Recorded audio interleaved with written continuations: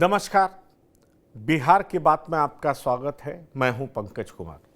स्वतंत्रता दिवस के अवसर पर आप सभी लोगों को मैं बधाई देता हूं और साथ ही साथ देश के लिए मंगल कामना की अपेक्षा करता हूं कि मंगल कामना रहे सबके साथ, देश के लिए, आप सबों के लिए। सवाल ये है कि बिहार की राजनीति में चल क्या रहा है। मैं ऐसा इसलिए कह रहा हूं क्योंकि नीतीश कुमार का भाषण आपने आज सुना। नीतीश कुमार बिल्कुल विपक्ष पर हमलावर थे। नीतीश कुमार कह रहे थे कि केवल परिवार के लिए किया, किसी के लिए नहीं किया। सीधे तौर पर वो लालू परिवार को घेरे में ले रहे थे, निशाने पर ले रहे थे। और इसका बहुत साफ मतलब है कि नीतीश कुमार आने वाले विधानसभा चुनाव को लेकर के किस तरीके से गंभीर है, क्योंकि गांधी मैदान से स्वतंत्रता दिवस के अवसर पर भी विपक्ष को अगर परिवारवाद के ऊपर घेर रहे हैं नीतीश कुमार, और साथ ही साथ ये कह रहे हैं कि जो किया था मैंने किया था और आगे 12 लाख की नौकरी भी मैं दूंगा, तो सवाल ये समझा जाना चाहिए कि चुनाव को लेकर के किस तरीके से तैयारियां शुरू हो चुकी। और सिर्फ ये तो नीतीश कुमार के भाषण की बात मैं कह रहा हूं, पर्दे के पीछे भी कई खेल हो रहा है। पर्दे के पीछे ये खेल हो रहा है कि कल अशोक चौधरी मुकेश साहनी के घर पहुंच जाते हैं और मुकेश साहनी से मुलाकात करते हैं। मैं आपको विजुअल भी दिखाऊंगा, उनकी गाड़ी भी दिखाऊंगा। हमारे रिपोर्टर वहां पहुंच गए और उन्होंने उस तस्वीर को अपने कैमरे में कैद भी किया, उस विजुअल को अपने कैमरे में कैद किया। और मैं आपको यह बताना चाहूंगा कि दरअसल किस तरीके से जेडीयू मुकेश साहनी को अपने पाले में रखना चाहती है। आपको पहले भी बता चुका हूं कि मुकेश साहनी क्या करेंगे, इसको लेकर के आरजेडी भी बेचैन है। आरजेडी को भी लग रहा है कि मुकेश साहनी रिलायबल साथी नहीं है। और जेडीयू जिस तरीके से मुकेश साहनी को ऑफर कर रही है कि आइए मंत्री बनिए, ये मेरे पास पुख्ता जानकारी है कि मंत्री बनने का ऑफर कर रही है, तो निश्चित तौर पर मुकेश साहनी इस अवसर का भरपूर फायदा लेना चाह रहे हैं। यह जान लीजिए, मुकेश साहनी इस अवसर का भरपूर फायदा लेना चाह रहे हैं। और मेरे सूत्र बताते हैं कि मुकेश साहनी जोरदार तरीके से बार्गेन कर रहे हैं। सवाल यह उठता है कि क्या मुकेश साहनी जेडीयू के कैंप में आ जाएंगे। एक दिन पहले तक तो मुझे पुख्ता खबर थी कि आ रहे हैं मुकेश साहनी जेडीयू के कैंप में, लेकिन कल जब कुछ पत्रकार उनसे बात करने लगे, हमारे संवाददाता ने भी उनसे बात की, उसमें उन्होंने साफ मना कर दिया। तो राजनीतिज्ञ तो ऐसा करते हैं, जब तक वो कोई प्रॉपर डिसीजन नहीं ले लेते, औपचारिक तौर पर कुछ डिक्लेयर नहीं कर देते, तब तक वो नाना कहते रहते हैं। पर सवाल ये उठ रहा है कि मुकेश साहनी अगर नाना कह रहे हैं एनडीए के लिए और आरजेडी को ये दिखा रहे हैं कि देखो नीतीश कुमार का करीबी मंत्री मेरे घर पहुंचा है, वो कह रहे हैं कि देखो किस तरीके से लोग हमें मना रहे हैं, बीजेपी के प्रेम कुमार उनका स्वागत करने के लिए बेताब हैं, मदन साहनी उनका स्वागत करने के लिए बेताब हैं। तो इस अवसर को ये आप जान लीजिए कैसे भुनाना चाह रहे हैं मुकेश साहनी, और दरअसल उनके पीछे की राजनीति क्या है उसको हम आपको बताएंगे कि अब बात कहां पे अटक रही है। मुकेश साहनी चाह क्या रहे हैं, उनको मंत्री पद का ऑफर है, फिर भी क्या चाह रहे हैं मुकेश साहनी, कहां पर बात फंस रही है, ये हम आपको बताएंगे। और कैसे बात सुलट सकता है, क्या पॉसिबिलिटी है मुकेश साहनी का एनडीए में आने का, वो सब कुछ हम आपको बताएंगे। पहले हम आपको सुनाते हैं कि मुकेश साहनी दरअसल जब मेरे संवाददाता से उन्होंने बात की तो क्या कुछ कहा, आइए पहले वो सुनते हैं। और इंडिया गठबंधन के साथ रहें। आने वाला समय में बिहार में जब भी चुनाव हो, चाहे वो 24 में हो या 25 में हो, हम चुनाव के लिए रेडी हैं और हम अपने तेजस्वी प्रसाद यादव के नेतृत्व में महागठबंधन का सरकार बनाएंगे और लालू जी का विचारधारा को आगे बढ़ाएंगे कि गरीब, पिछड़ा, दलित, हर जाति वर्ग को लोगों को सम्मान मिले। उस एजेंडा पे हम लोग काम करेंगे और दूर दूर तक कोई हमारा संबंध नहीं है। हाँ, भाजपा के कुछ लोगों को हम देखें मीडिया वीडिया के जरिए कि ऑफ़र देना, ये करना, तो ये सब चीज़ें हमको नहीं चाहिए। हम भाजपा के हर एक नेता से हम आग्रह करते हैं, भाई अगर कुछ देना है तो निषाद का आरक्षण दीजिए, जो आपने 2014 में वादा किया था, 2015 में वादा किया था, 2020 में वादा किया था, और हमने कई बार इसके लिए हमने आपके लिए काम भी कर दिया है। तो अभी समय है आपको हमारे मजदूरी देने का, तो आप देना ही है तो निषाद को आरक्षण दीजिए। उसके अलावा आपका कुछ नहीं चाहिए हमें। हम बदलाव के लिए काम कर रहे हैं, सिर्फ पावर में रहने के लिए नहीं काम कर रहे हैं। आपको पता होगा कि हम गांव से निकल के 18 साल की उम्र में बॉम्बे शहर गए, वहाँ मेहनत किए, मजदूरी किए, एक बेहतर मुकाम को हासिल किए। और अक्सर लोग अपने मुकाम को हासिल करने के बाद कभी पीछे मुड़ कर नहीं देखता। हमने एक बेहतर मुकाम हासिल करने के बाद बिहार लौट के मैं आया, ऐशो आराम की ज़िंदगी को छोड़कर, कि हमारे पास भी एक एजेंडा था, एक प्रोटोकॉल चीज़ें था कि हमको समाज में बदलाव लाना। इसके लिए पिछले 10 सालों से लड़ाई लड़ रहे हैं, संघर्ष कर रहे हैं। 2020 में तो हम मंत्री भी बन गए थे। हमें अगर कुर्सी से प्यार होता तो मैं मोदी जी, नीतीश जी सबका जिंदाबाद करता तो शायद मेरा खूब मंत्री भी रहता। लेकिन हमें वो कुर्सी नहीं चाहिए। वो कुर्सी पे बैठे जो कुर्सी पे बदलाव ना हो, ऐसे कुर्सी हमें नहीं चाहिए। तो देखिए, मीडिया को कितने बेहतर तरीके से एड्रेस कर रहे हैं मुकेश सहनी। लेकिन आपको बता दें कि जो मेरे पास खबर है, आरजेडी भी नहीं मान रही है कि मुकेश सहनी मेरे बिल्कुल ट्रस्टेड एलाई है, क्योंकि आरजेडी के बड़े नेताओं से मेरी बात हुई है।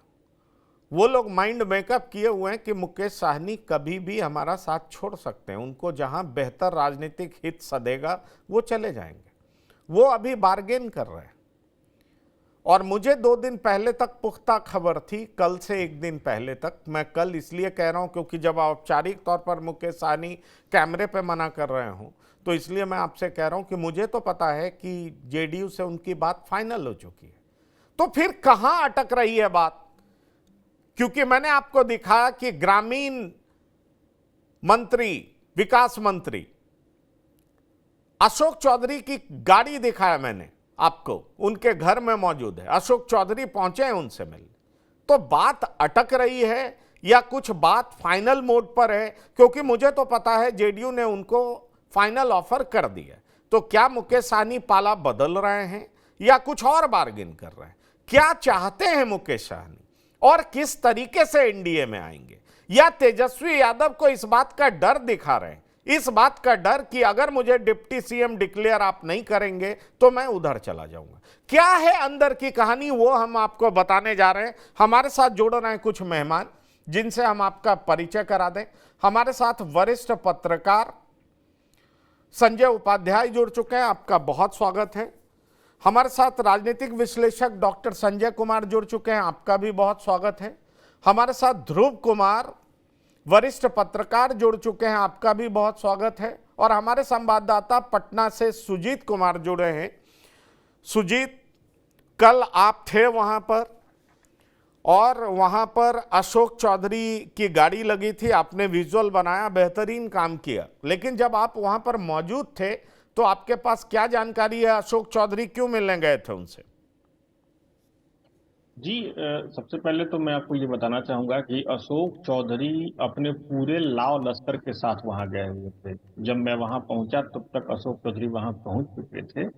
ये बात अलग थी कि वहां पे मुझे इशारों इशारों में ये कहा गया कि ये विजुअल ना बनाए तो ज्यादा अच्छा है। शायद वो नहीं चाहते थे कि ये मुलाकात की तस्वीरें बाहर आए, लेकिन मैंने बाहर गाड़ी की तस्वीर बनाई और साथ ही साथ जो नाम पट नेम जो शिलापट है जिस पर लिखा हुआ है पूर्व मंत्री के साथ, वो मैंने बनाया। देखिए, दरअसल वहां पर अशोक चौधरी तकरीबन 30 से 35 मिनट तक रहे। 35 मिनट अमूमन वहां पे रहे वो। और इस बीच में अंदर क्या बातचीत हुई ये नहीं निकल के सामने आई, लेकिन जो मेरे सूत्र वहां पे थे उन्होंने ये बताया कि कुछ खास बात नहीं थी। जो क्योंकि उनके साथ एक इतनी बड़ी घटना घट गई थी, उनकी पिताजी की मृत्यु वाली बात थी, तो अशोक चौधरी मिलने आए थे। लेकिन मैं यहाँ पे स्पष्ट करना चाहूंगा कि अशोक चौधरी का वहां पे आना ये कोई महज संयोग नहीं था या फिर केवल मिलने के लिए वो नहीं गए थे। अशोक चौधरी ने करीब 35 मिनट तक अकेले में बातचीत की और उस बातचीत का सार यही था कि क्या मुकेश सहनी अपना पाला बदल सकते हैं। तकरीबन 35 मिनट के बाद से अशोक चौधरी उतरे और वो उतर के चले गए। जब मेरी मुकेश सहनी से इस बारे में बातचीत हुई, क्योंकि इसके बाद ही मुझे उनका इंटरव्यू लेना था, 1-to-1 करना था, तो मैंने उनसे छूटते ही ये प्रश्न किया कि अशोक चौधरी आए थे, क्या उनसे बातें हुई? मुकेश सहनी ने सिरे से नकारा। उन्होंने कहा कि नहीं, ऐसी कुछ बातचीत नहीं थी, वो बस एक हमारा रिश्ता अच्छा है, हर पार्टी में हमारा अच्छा रिश्ता है, तो हर कोई हमसे मिलने आ रहा है, हमारे साथ कुछ ऐसी घटना हो गई थी। लेकिन जिस तरीके से अभी बिहार की राजनीति में मुकेश सहनी की पाला बदलने की खबर जोरों पर है, उस परिस्थिति में अगर, उस हालात में अगर अशोक चौधरी मिलते हैं, ये बहुत बड़ी बात है। क्योंकि ये सब कोई जानता है कि अशोक चौधरी सीएम नीतीश कुमार के निकट सहयोगी हैं, अति विश्वसनीय हैं, जदयू के वरिष्ठ नेताओं में गिनती होती है। और अशोक चौधरी अगर ऐसे ही चले जाते हैं तो ये कोई छोटी मोटी बात नहीं है, इसके पीछे बहुत बड़ा संदेश छुपा हुआ है। जी नहीं, वो बिल्कुल संदेश छिपा हुआ, इस बात से तो कोई इनकार नहीं कर सकता। डॉक्टर संजय, आपको याद होगा मैंने कल ही ये प्रोग्राम किया था, परसों, और आप उस प्रोग्राम में शामिल थे। मैंने आपको बताया था, और मुझे लगता है कि वीआईपी पार्टी के उपाध्यक्ष भी हमारे साथ थे, वो साफ मना कर रहे थे। पर कल अशोक चौधरी का पहुंचना क्या इशारा करता है? क्योंकि मैंने तो परसों बताया था कि नीतीश कुमार से उनकी बात हो चुकी है, मंत्री पद ऑफर किया जा चुका है। दरअसल क्या अशोक चौधरी से इस मुद्दे पर बात कर रहे होंगे कि कैसे कोई फेस सेविंग फॉर्मूला निकाला जाए? क्योंकि इनके लिए तो बड़ी असहज स्थिति होगी, निषादों को आरक्षण नहीं मिलेगा और उस आरक्षण के बगैर सीधा मंत्री पद पाकर उधर चले जाना। क्या आपको नहीं लगता कि ये उनके लिए असहज स्थिति होगी, इसलिए बीच का कोई फॉर्मूला निकाला जा रहा है? राजनीति में अब कोई सहज असहज जैसी चीज नहीं रह गई। और मुकेश सहनी जी की उस तस्वीर को भी सब लोगों ने देखा है। वो आरजेडी के साथ प्रेस को ब्रीफ कर रहे थे और बीच प्रेस कॉन्फ्रेंस से उठ करके चल दिए, और फिर उन्होंने क्या क्या बोला सबको पता है। और उन्होंने बीजेपी के साथ जाकर के चुनाव लड़े या एनडीए के साथ उन्होंने चुनाव लड़ा। कितनी सीटें मिली, कितनी जीते, एक तो मर ही गए, 3 लोग फिर बीजेपी में शामिल हो गए। तो राजनीति में बीच का रास्ता और सहज असहज जैसी बातें बाहर के लिए अच्छा होता है, अंदर में सौदेबाजी होती है। किस लेवल तक हम किनको झुका सकते हैं, किस लेवल तक किसकी गारंटी हम ले सकते हैं। नीतीश कुमार जी पहल कर रहे हैं कि फिर से एक बार मुकेश सहनी जी एनडीए में आ गए, और इसके लिए उन्होंने पहले भी प्रयास किया है। मदन सहनी जी ने बयान दिया, कल अशोक चौधरी जी को भेजा गया। प्रेम कुमार कह रहे हैं कि बिल्कुल हम उनका स्वागत करने के लिए एकदम पलक पावड़े बिछाए हुए हैं कि आ जाए मेरे पास। तो जब इस तरह का ऑफर मिल रहा है, मदन सहनी भी तो 2 दिन पहले स्वागत कर चुके हैं। जिस दिन हमने ये ब्रेक किया था खबर कि नीतीश कुमार से उनकी बात हो चुकी है, मंत्री पद ऑफर किया जा चुका है, एनडीए का हिस्सा बनने जा रहे हैं, उसी शाम मदन सहनी ने भी कहा कि हाँ आ रहे हैं एनडीए में, हम उनका स्वागत करते हैं। बिल्कुल। तो भाई अब जब इतना स्वागत उनका हो रहा है तो आप क्या चाहते हैं कि मुकेश सहनी बिना शर्त के स्वागत को स्वीकार कर लें? तो ये अपनी शर्त रखेंगे। और जो खबरें हैं उसमें 2 एमएलसी का सीट जो अभी खाली है, जो रामबली चंद्रवंशी जी का और जो सुनील कुमार अभी जो इस्तीफा दिए या जिनको छोड़ना पड़ा एमएलसी का पद, तो भगवान सिंह कुशवाहा के बाद एक एमएलसी पर अभी कोई मुहर लगी नहीं। अशोक चौधरी उस संबंध में भी बात करने गए थे कि हम चाहते हैं कि मंत्रिमंडल में आप शामिल हो जाइए, और एमएलसी के लिए तो अभी खाली ही है, हम लोग चाहेंगे कि आपको एकोमोडेट कर लिया जाएगा एमएलसी बना करके। तो एनडीए चाह रही है और मुकेश सहनी भी चाह रहे हैं। ऐसा नहीं है कि एनडीए चाह रही है और बिना मुकेश सहनी के चाहे हुए इस तरह की बातें हो रही है। लेकिन इतने दिनों में मुकेश सहनी परिपक्व तो हो ही गए हैं ना। अब तेजस्वी जी मुकेश जी के हेलीकॉप्टर पर उड़ रहे हैं और हवा में वो मछली दिखा रहे हैं, तो क्या लगता है कि कोई परिपक्वता उनके पास नहीं नहीं है? चलिए, वो बात सही है। हमारे साथ ध्रुव जी भी जुड़े हैं, संजय उपाध्याय जी से भी मैं ये सवाल लेना चाहूंगा। ध्रुव जी, क्या आपको ये लगता है कि मुकेश सहनी अगर बिना निषाद आरक्षण की मांग को पूरा किए बगैर अगर एनडीए का हिस्सा बन जाते हैं, अगर कोई नेता एनडीए का, चाहे जेडीयू के शीर्ष नेता नीतीश कुमार इस बार उनको दिलासा नहीं देते हैं और ये मंत्री बन जाते हैं तो अपनी राजनीति खत्म कर लेंगे। क्योंकि इसी तरह की बात पर्दे के पीछे वीआईपी के नेता हमसे करते हैं कि अभी अपनी राजनीति खत्म नहीं करनी है, निषाद आरक्षण का मामला है, हमने गंगा जल हाथ में रख कर के कसम खिलवाया है। तो क्या आपको लगता है कि उस कसम पर ये डिगे रहेंगे और मंत्री पद का ऑफर ठुकरा देंगे, या ये एक बड़ा बार्गेनिंग टैक्टिक्स है? क्योंकि आपको याद होगा पिछली बार प्रेस कॉन्फ्रेंस में इसलिए निकले थे क्योंकि डिप्टी सीएम इनको बनाया जाएगा, ये घोषणा तेजस्वी यादव ने नहीं की थी। तो यही घोषणा तेजस्वी यादव से कराना चाह रहे हैं, इसलिए दोनों तरफ खेल रहा है मुकेश साहनी। जी बिल्कुल, इतना तो मानना पड़ेगा कि देखिए मुकेश सहनी बहुत सधे हुए राजनीतिक की तरह व्यवहार कर रहे हैं। वो चाहते तो शायद तुरंत स्वीकार कर लेते, और अशोक चौधरी जी का आना इस बात का द्योतक है कि उनको मनाने की कोशिश हो रही है। नीतीश कुमार जी का कोई मैसेज लेके निश्चित तौर पे गए होंगे, सीधे नीतीश जी से अभी नहीं मिलेंगे। तो एक सोच समझकर मुझे लग रहा है कि वो राजनीति कर रहे हैं, और ठीक कहा, दबाव बनाने की भी राजनीति है। लेकिन अभी वो चुनाव में जो 1.5 साल है उसका फायदा जरूर उठाना चाहेंगे, और मुझे लगता है कि वो मंत्री बन सकते हैं। बीच का रास्ता ये निकल सकता है कि आरक्षण की बात तुरंत अभी शायद ना हो, लेकिन कुछ ऐसा आश्वासन मिले जिससे उनको अपनी जमात में, अपनी जिस तरह की राजनीति करते हैं, जिस सोसाइटी से वो आते हैं, उनको ये समझा सके कि हमने आपके हित के लिए इस तरह की पाला बदलने की कोशिश की है, या पाला हमने बदला है, उसका लाभ समाज को मिलेगा, हमारे वर्ग को मिलेगा। ये शायद समझाना चाहते हैं, और इसी में देर हो रही। ये ठीक है, ठीक कहा संजय जी ने कि उनको ऑफर हुआ है और एमएलसी का पद भी उनको मिलेगा और मंत्री भी बनेंगे वो, तो यानी उनके लिए बहुत अनुकूल वातावरण कह सकते हैं। लेकिन देखिए, पाला बदलना भी कोई नई बात नहीं है उनके लिए। और राजनीति में तो आप हम सब जानते हैं कि लालू जी व्यंग में कहते ही थे कि रामविलास पासवान जी बहुत अच्छे मौसम विज्ञानी हैं। तो राजनीतिज्ञों के लिए ऐसी कोई बात नहीं है, पाला बदलने में उनको कोई देर नहीं लगेगी, और ये बताएंगे कि हमने ऐसा निर्णय अपनी राजनीति के तहत किया जिस राजनीति से हमको, हमारे समाज को, हमारे वर्ग को फायदा है। तो मुझे लगता है अनुकूल वातावरण है, पिच तैयार है। लेकिन ये महत्वपूर्ण बात आपने कही, और यही मुझे लगता है कि यहीं पे बात अटक रही है कि किस तरह से ये स्वीकार किया जाए ऑफर। आरक्षण तुरंत अभी मिलेगी नहीं, किस तरीके से ऑफर स्वीकार किया जाए, ये बात आप बिल्कुल, और किस तरीके से अपने लोगों के बीच में फेस सेविंग किया जाए, ये भी महत्वपूर्ण हो सकता है।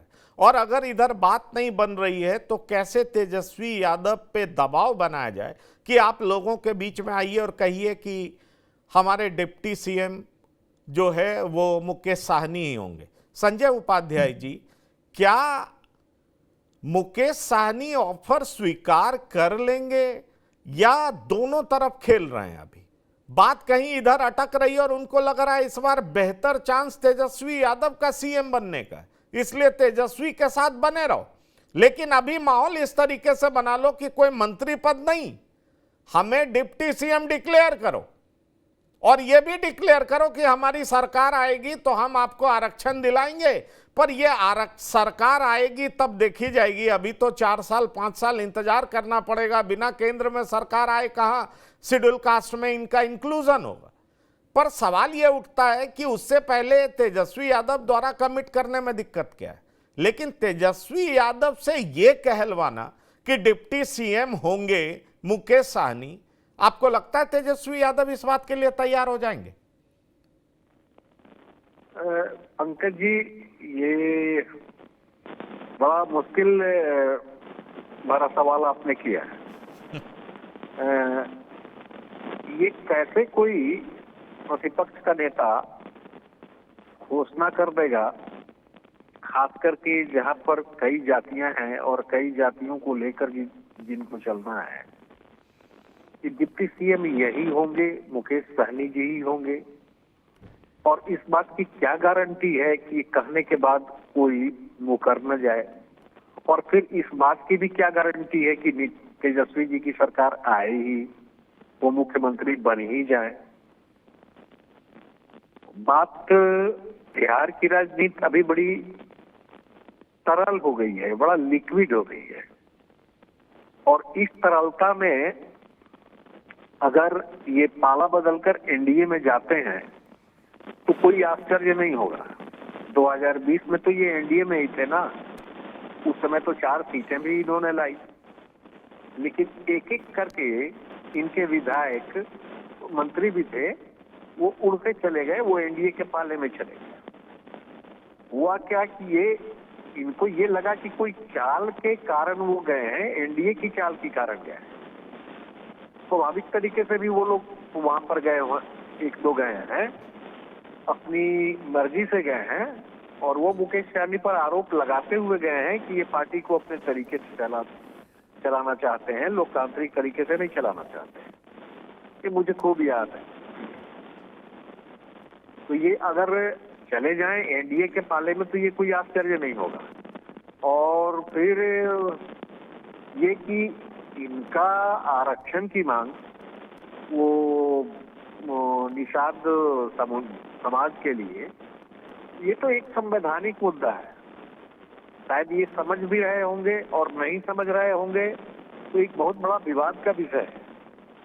अचानक से कैसे कोई घोषणा कर देगा कि हाँ इस जाति विशेष को हम देंगे ही। हालांकि वो अब तक जो भी तर्क देते रहे हैं वो सही है कि वो बड़ी पिछड़ी हुई जातियां हैं, और उत्तर बिहार में ये अधिक केंद्रित हैं जातियां, खास करके मुजफ्फरपुर में, दरभंगा में, समस्तीपुर में, पश्चिमी चंपारण में, पूर्वी चंपारण में इन जातियों का है प्रभुत्व।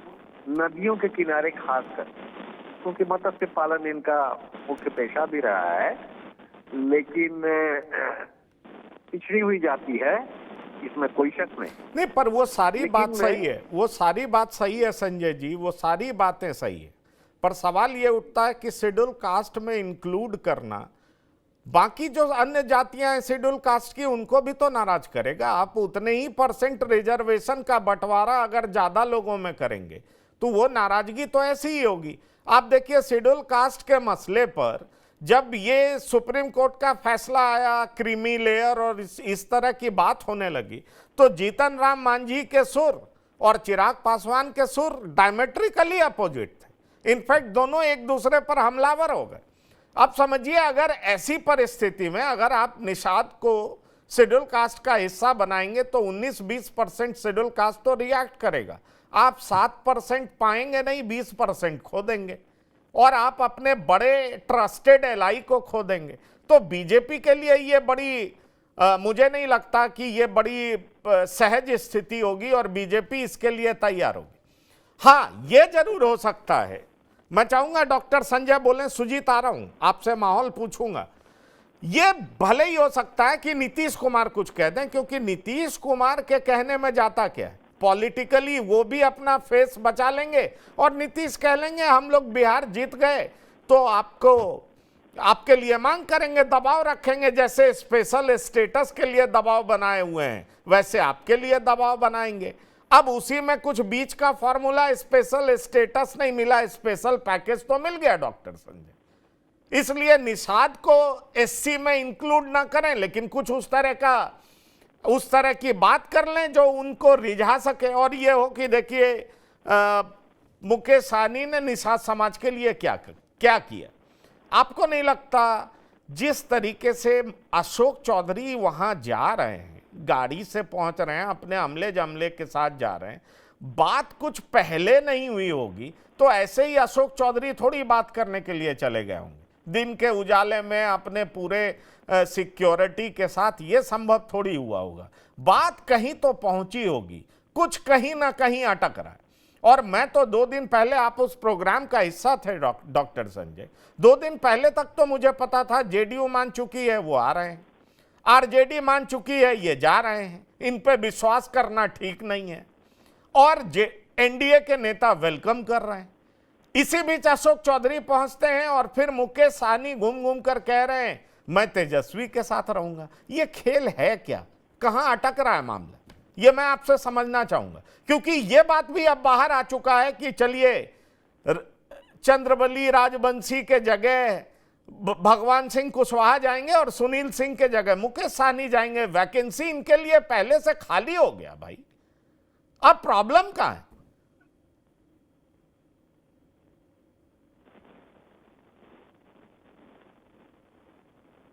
अनम्यूट करिए, अनम्यूट करिए। नहीं, आपके जो प्रश्न हैं उसमें उत्तर भी है।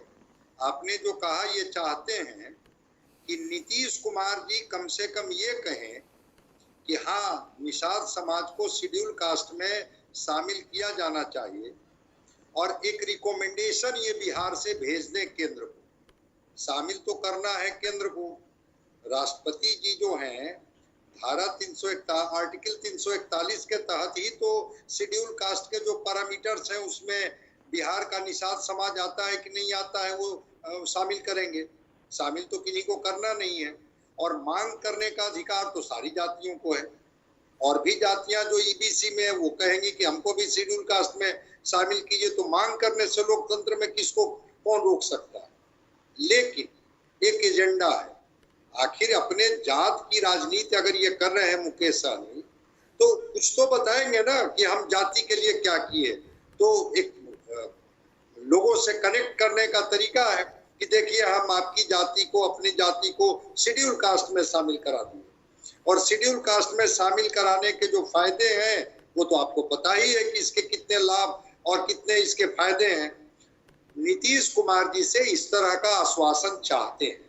और मैं समझता हूं कि नीतीश कुमार जी अगर अशोक चौधरी को भेजे होंगे तो ये संवाद लेके भी भेजे होंगे कि भाई हम तो मांग ही कर सकते हैं ना, बिल्कुल करेंगे।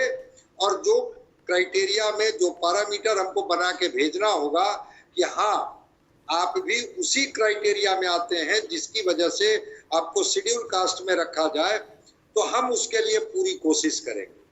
इस बात को आश्वासन के तौर पर चाहते हैं मुकेश सहनी। और ये बात अभी नहीं, पहले भी ये बोल चुके हैं कि एनडीए हो या इंडिया हो, जो आश्वासन भी देगा कि हाँ, हम चाहते हैं आपकी मांग के साथ हम खड़े हैं, तो मैं उनके साथ खड़ा रहूंगा। तो अब ये आश्वासन की बात ये कर रहे हैं। और आश्वासन का तरीका क्या होगा मुझे नहीं पता है, वो तो मुख्यमंत्री जी नीतीश कुमार जी बेहतर बताएंगे। लेकिन आप जो बता रहे हैं कि अशोक चौधरी ऐसे ही नहीं चले गए, मुकेश सहनी, मदन सहनी ऐसे ही नहीं बोलने लगे कि अरे वो तो आ रहे हैं, और प्रेम कुमार ऐसे ही इनका स्वागत नहीं करने लगे। सब कुछ करीब करीब चीजें बात हो गई है। इनको कहना है कि कम से कम ये बात तो कही, आखिर हम आएंगे तो आएंगे तो फिर समाज को क्या बताएंगे? समाज को तो बताना पड़ेगा कि हाँ देखिए, बात की गई, केंद्र ने भी हमें आश्वस्त किया, बिहार ने भी आश्वस्त किया कि ठीक है, शेड्यूल कास्ट में शामिल कराने की जो आपकी मांग है उसके लिए हम लोग जो पैरामीटर्स है, अब तो कोई व्यक्ति किसी को कहीं शामिल करा लीजिएगा तुरंत कोर्ट चला जाएगा।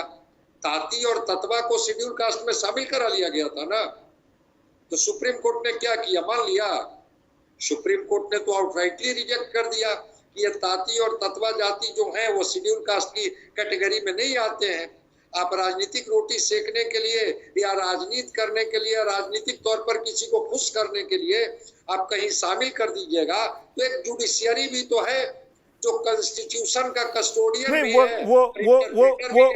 वो सारी बातें हैं। दरअसल देखिए संजय जी, ये तो नोन फैक्ट है कि कुशल राजनीतिज्ञ होने के लिए आप अपने इंटरेस्ट को जितना ज्यादा लोगों से मिला देंगे, मतलब आप अपने इंटरेस्ट को जितना ज्यादा लोगों का इंटरेस्ट बना देंगे और कहेंगे मैं अपने लिए नहीं आपके लिए जीता मरता हूं, उसी दिन आप उतना सफल राजनीतिज्ञ होते हैं।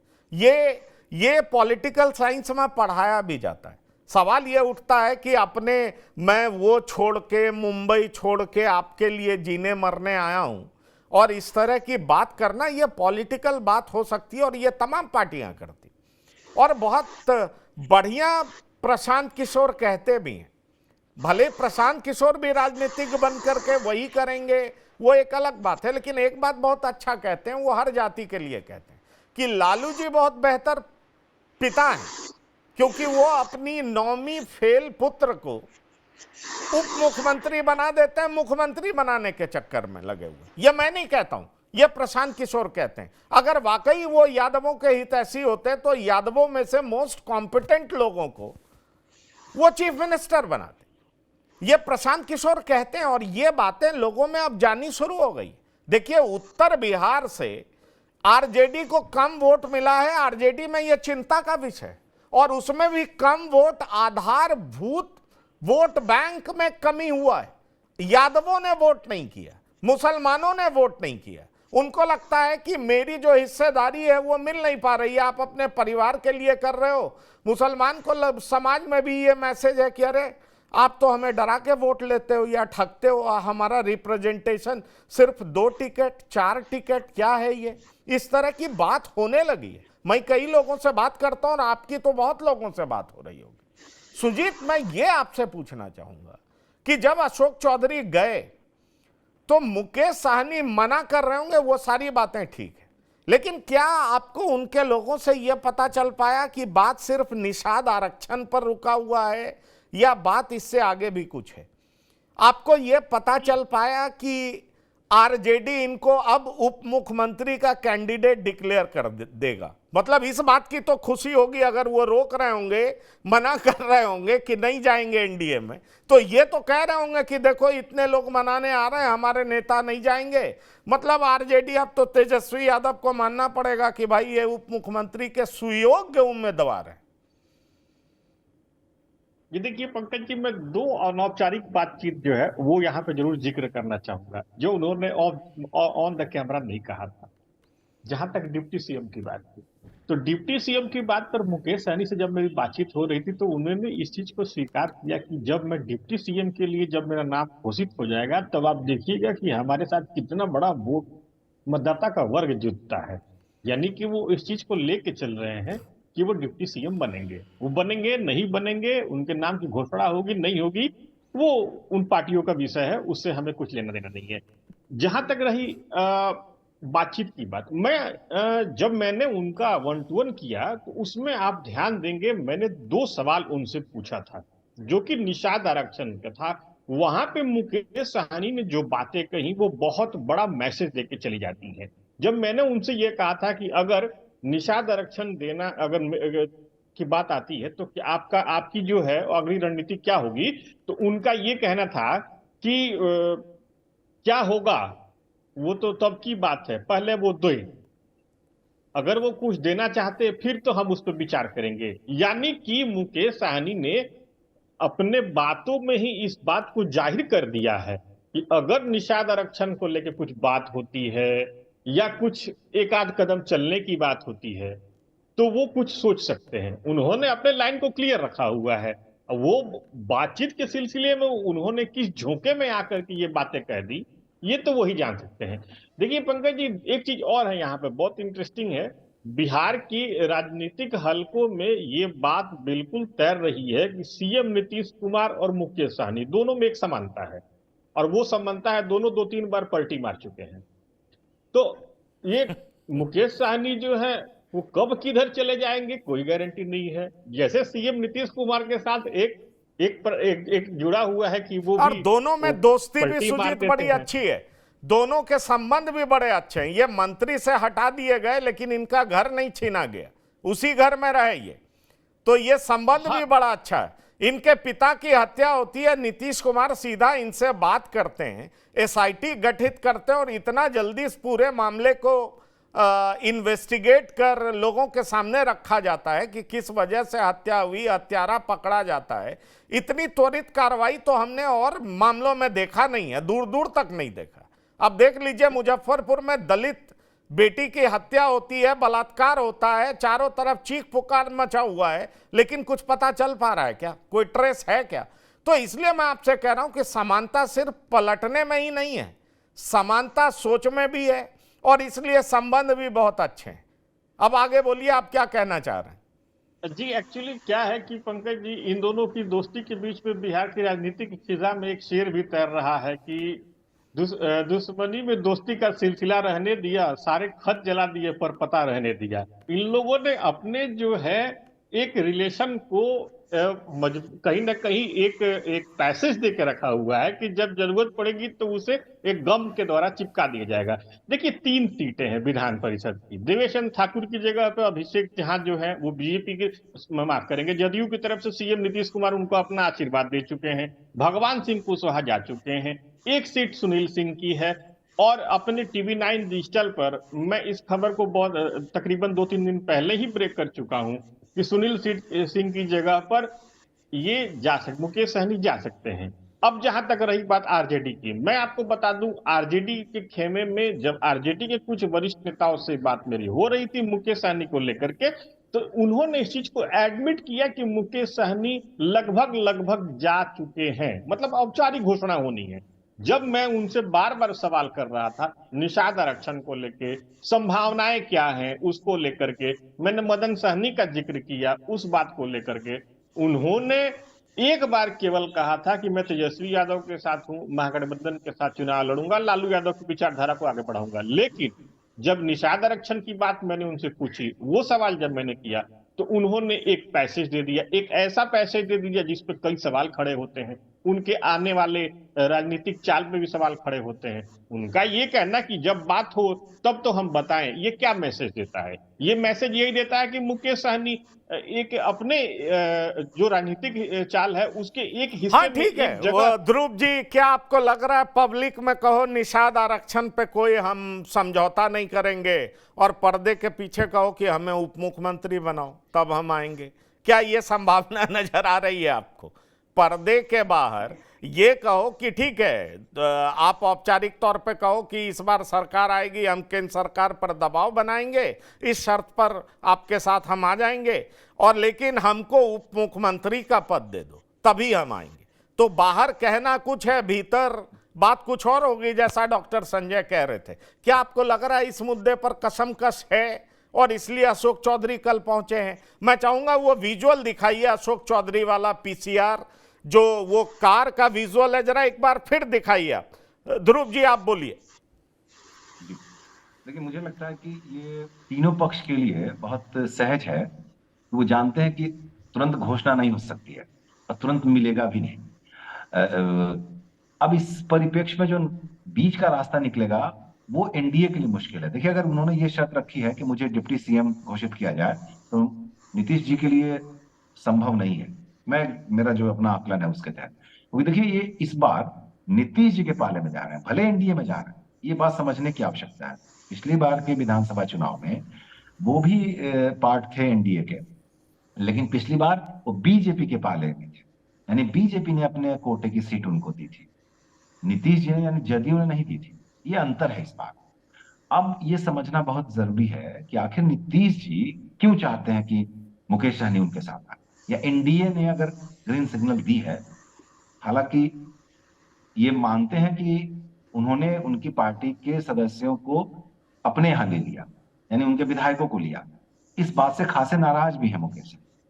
फिर भी अगर मुकेश सहनी भी सहमति दे रहे हैं कि वो एनडीए में जाएंगे बीजेपी से नाराजगी के बाद भी, इसका मतलब है कि उनकी भी मजबूरी है। जिस तरह से आप इसको देखें, और आप अच्छा विश्लेषण कर रहे हैं, लेकिन तब है कि तीनों पक्ष की मजबूरी है अपने साथ रखना, और तीनों पक्ष की मजबूरी है इस बात की घोषणा करने में सावधानी रखना कि कैसे आखिर उनको डिप्टी सीएम घोषित किया जाए।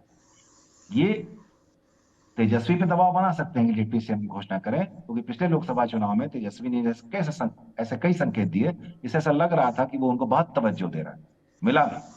लेकिन अब एनडीए में मुझे नहीं लगता, मेरा अपना आकलन है, फिर कह रहा हूं पंकज जी, कि वो डिप्टी सीएम घोषित होंगे। हाँ, वो आरक्षण वाले इशू को कैसे केंद्र सरकार से घोषणा करा लेते हैं, कैसे नीतीश जी से कहलवा लेते हैं, मुझे लगता है इस बात पे जीत होगी। वो जो उनका फेस वैल्यू है, वो जो अपना चाहते हैं कि चेहरा मेरा सही रहे, चमकदार ही रहे, और ये ना लगे कि मैंने कुर्सी के लिए कोई समझौता कर लिया है, तो ये महत्वपूर्ण बात है। मुझे लगता है बात यहीं अटकी पड़ी होगी। लेकिन डिप्टी सीएम की घोषणा क्यों की, ये समझना बहुत जरूरी है कि वहां चिराग पासवान भी हैं एनडीए में और बड़े दल हैं। ठीक है, इनकी जरूरत है, निषाद के वोटरों की आवश्यकता है एनडीए को, जैसा कि महागठबंधन को भी जरूरत है। लेकिन हम सब जानते हैं कि वो चिराग पासवान ने 5 साल वनवास झेला है और किस तरह से वो एक तरह से हनुमान की भूमिका में रहे हैं। नीतीश कुमार के तमाम दबाव को झेलते हुए भी उन्होंने एनडीए में अपना वर्चस्व बनाए रखा है। वैसे साथी को इस शर्त पर मुझे नहीं लगता है कि मुकेश सहनी जी को डिप्टी सीएम की घोषणा की सहमति एनडीए में बीजेपी वाले देंगे। देखिए ध्रुव जी, मैं एक बात आपको बताना चाहूंगा। मुझे लगता है कि संजय उपाध्याय जी बेहतर जवाब देंगे इस बात का। जहां तक मुकेश सहनी का सवाल है, क्योंकि मेरी उनसे इंटरैक्शन हुई है, जब उनके इर्द गिर्द आसपास के लोगों से भी मेरी बात हुई है। आपको मैं ये भी बताना चाहूँगा कि जब नीतीश कुमार एनडीए के पाले में नहीं आए थे तो मुकेश सहनी के पास बीजेपी के जो दूत गए थे ये कहने कि 3 सीट आपको दिया जाएगा, और मुकेश सहनी ने रिजेक्ट कर दिया था। तो उस दूत से भी मेरी बात हुई थी कि दरअसल मुकेश सहनी का स्टाइल ऑफ पॉलिटिक्स क्या है, उनके दिमाग में चलता क्या है। मुकेश सहनी का एक बड़ा दर्द है और वो मैं आपको बताना चाहूँगा। मुकेश सहनी कहते हैं कि चिराग पासवान 5% के नेता हैं और मैं तो 12-14% का नेता हूं, और अगर आप जातीय जनगणना भी देख लें तो 7% तो वो भी रिकॉग्नाइज करता है। तो जब आप चिराग पासवान को 5 सीट दे सकते हो तो भाई मुझे तो 60 सीट नहीं दोगे तो मेरा अपमान है ना।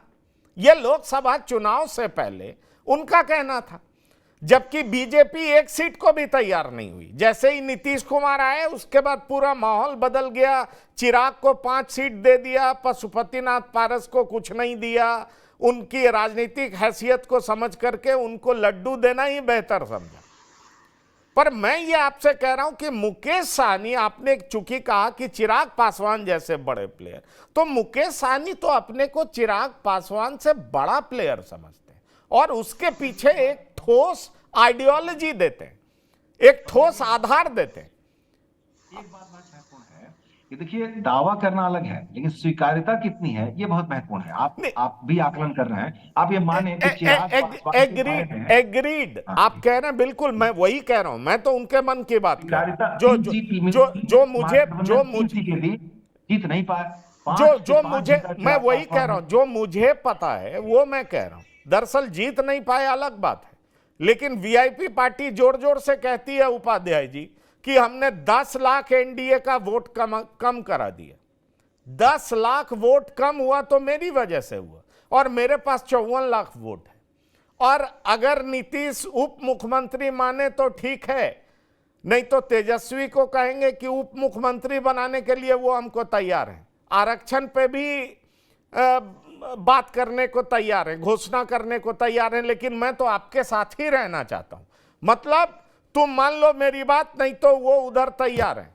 जैसे आपको बताएं एक चीज का और मैं आज खुलासा कर दूं, मैंने ये कॉपी लिखा था और बड़ा बवाल मचा था। प्रशांत किशोर आज भी वो पढ़ते होंगे तो बहुत नाराज होते हैं।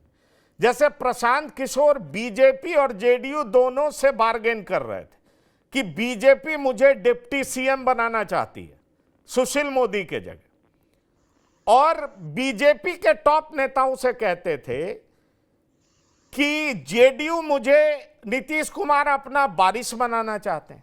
मतलब नीतीश कुमार अपने बाद मुझे ही डिक्लेयर करना चाहते हैं, जो कुछ समय मीडिया में ये खूब चर्चा चली थी।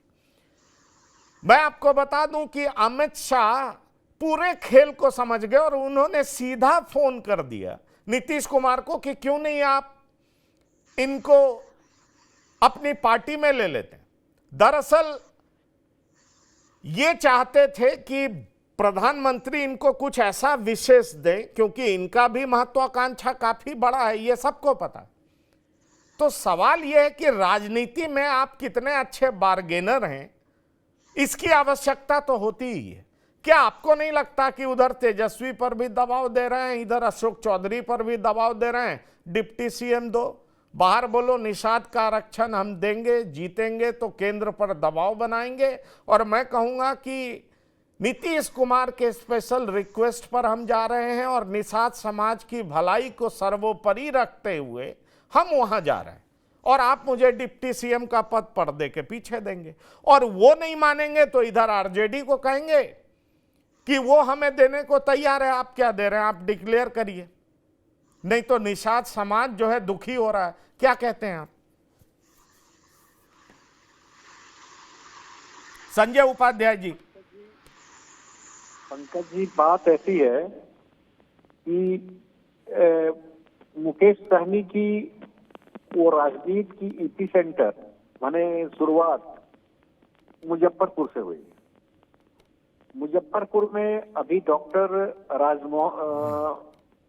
राजमोहन चौधरी, वो राजभूषण एमपी, राजभूषण चौधरी, सॉरी, तो राजभूषण चौधरी जी अभी वहाँ एमपी है।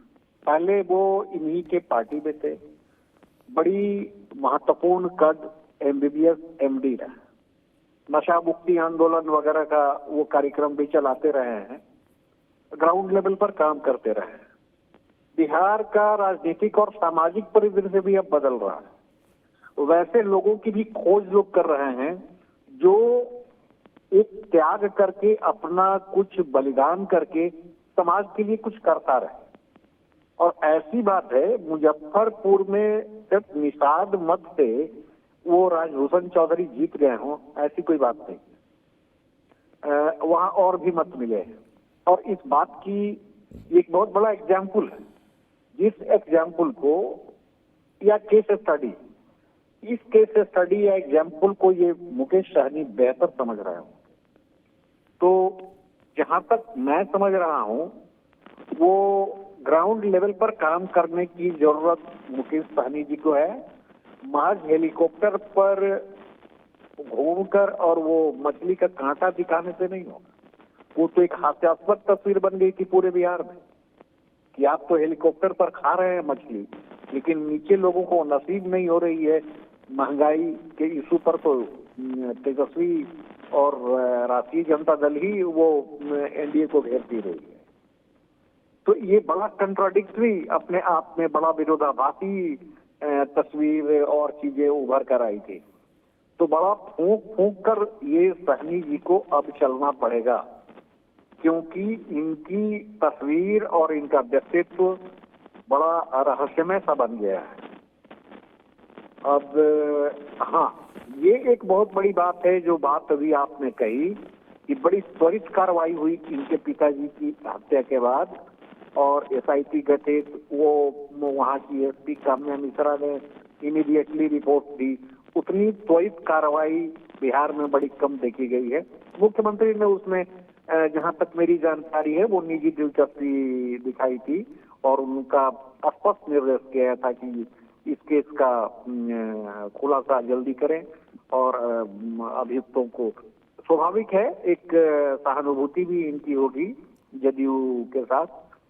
तो अब लेकिन मुकेश सहनी को बहुत कुछ सोचना होगा। आरक्षण एक स्टंट है। अगर आरक्षण की ही बात होती तो आरक्षण के बूते थोड़े इन्होंने मुंबई में उतनी बड़ी मुकाम को हासिल किया और चूमा। ये उन्होंने अपनी मेधा प्रतिभा से मुकेश सहनी, नहीं, वो सारी बात सही है। वो देखिए, बॉलीवुड अलग है और पॉलिटिक्स अलग है। आखिरकार वही तो मैं आपसे कह रहा हूं कि राजभूषण चौधरी सहनी के सबसे बड़े नेता के तौर पर क्यों नहीं जाने जाते हैं? आज भी मुकेश सहनी ही सबसे बड़े नेता के तौर पर क्यों पहचाने जाते हैं? वही बताया ना कि वहां पर उनकी मेधा होगी, उनका स्ट्रगल होगा, वो अपने लिए कर रहे होंगे। यहां पॉलिटिक्स भी अपने लिए कर रहे हैं, पर अपना इंटरेस्ट निषाद समाज से टैली करा रहे हैं, रेजोनेट करा रहे हैं और बता रहे हैं कि मैं निषाद समाज के लिए संतरा खा रहा हूं, मैं निषाद समाज के लिए हेलीकॉप्टर पे घूम रहा हूं, मैं निषाद समाज के लिए मछली खा रहा हूं। ये थोड़ी बता रहे हैं कि मुझे 1.5 साल के लिए भी विधान परिषद दिया तो मैं इधर चला आया। ये थोड़ी बता रहे हैं कि मुझे क्या चाहिए, नहीं चाहिए, मैं क्या चाहता हूं। बड़ा सवाल वही तो मैं कह रहा हूं कि देखिए, आगे सहनी को यह बताना कि मैं आपके आरक्षण के लिए लड़ रहा हूं और अंदर दोनों तरफ से सीधा बार्गेन हो रहा होगा डॉक्टर संजय, वो मुझे डिप्टी सीएम दे रहे हैं, तुम दोगे क्या? वो भले ही नहीं दे रहे हो, लेकिन हम आप बात कर रहे हैं ना, ये खबर फैलेगा कि अशोक चौधरी पहुंचे हुए थे उनके घर, और अशोक चौधरी का मतलब है कि नीतीश कुमार ने अपने बेहद विश्वस्त 2-3 नेताओं में से एक को भेज दिया मुकेश सहनी के पास।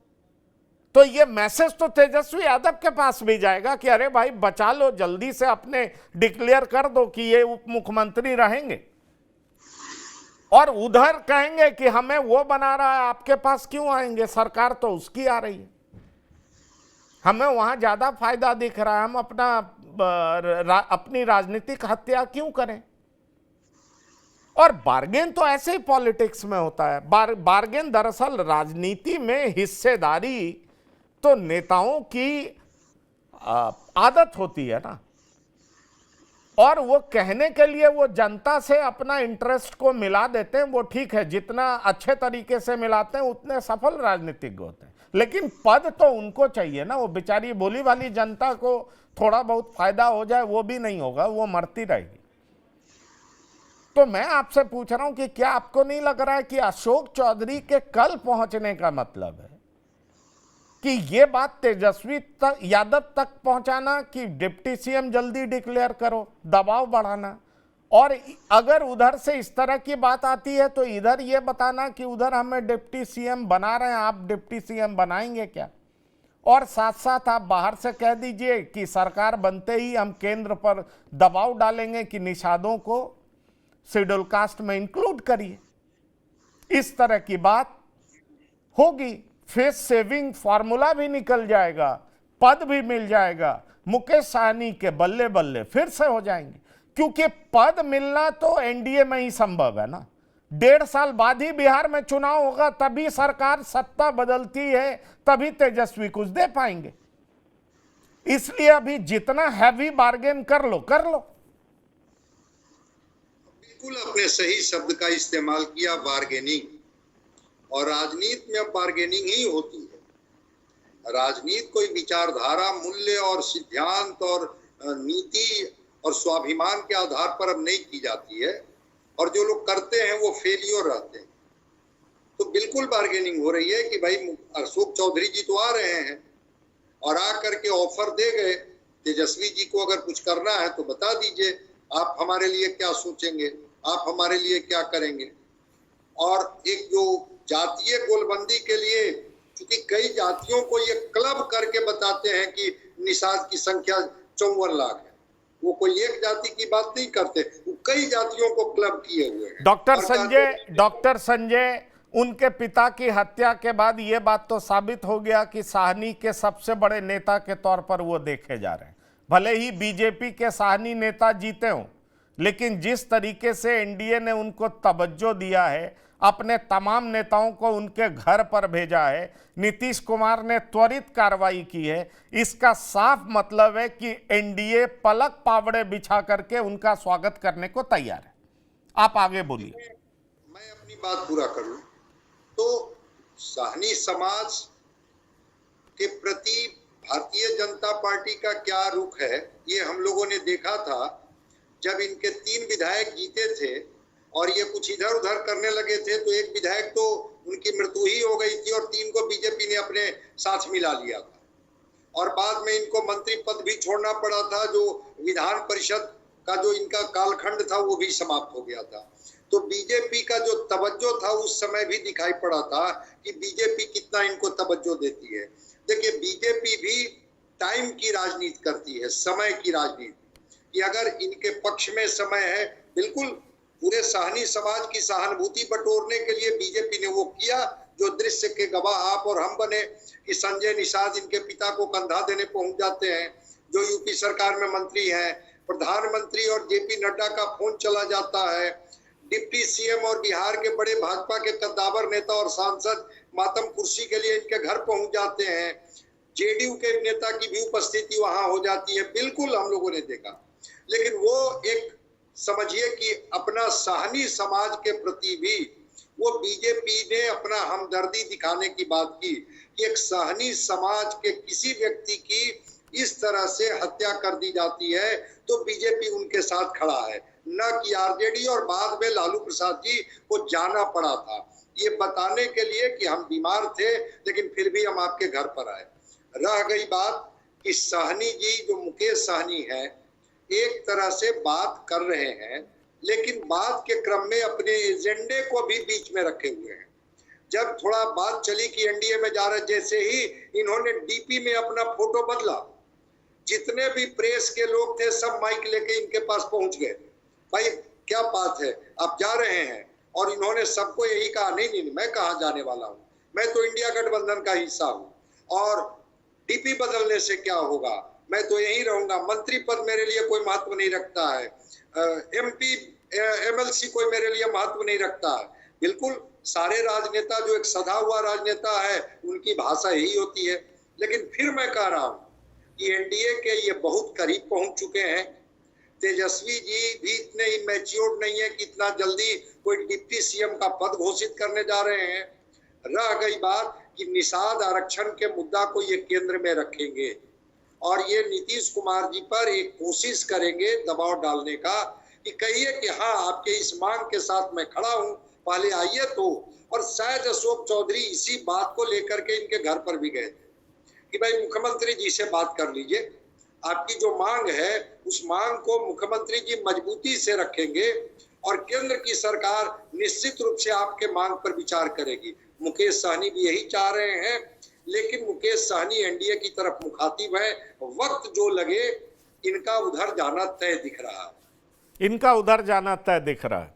और यही बात हमने 2 दिन पहले भी कहा था, बीच में कुछ मांग बढ़ गई, माहौल बदल गया, डिमांड तेज हो गया तो भाव बढ़ने लगा, ये सारी संभावनाएं और उसी सारी पॉसिबिलिटीज को हम एक्सप्लोर कर भी रहे थे। चूंकि समय की सीमा हम पार कर चुके हैं, इसलिए सुजीत आपका आपने बेहतरीन विजुअल बनाया, ध्रुव कुमार जी आपका, संजय उपाध्याय जी आपका और डॉक्टर संजय कुमार आपका। जो भी ताज़ा अपडेट्स होगा आपसे डिस्कस करते रहेंगे, दर्शकों को बताते रहेंगे कि आखिरकार बिहार के पॉलिटिक्स में चल क्या रहा है। लेकिन मुकेश सहनी क्या सोच रहे हैं, क्या कर रहे हैं, लोगों के सामने क्या कर रहे हैं, पर्दे के पीछे क्या कर रहे हैं, उन तमाम चीज़ों को हम लगातार डिकोड करते रहेंगे। हमारी नज़रें बनी हुई है, हम लगातार अपने दर्शकों को बताते रहे हैं और बताते भी रहेंगे, पल पल की खबरों से आपको अपडेट करते रहेंगे। तो बिहार की बात में इतना ही। ताज़ा तरीन खबरों के लिए आप लगातार देखते रहिए टीवी 9। धन्यवाद, नमस्कार।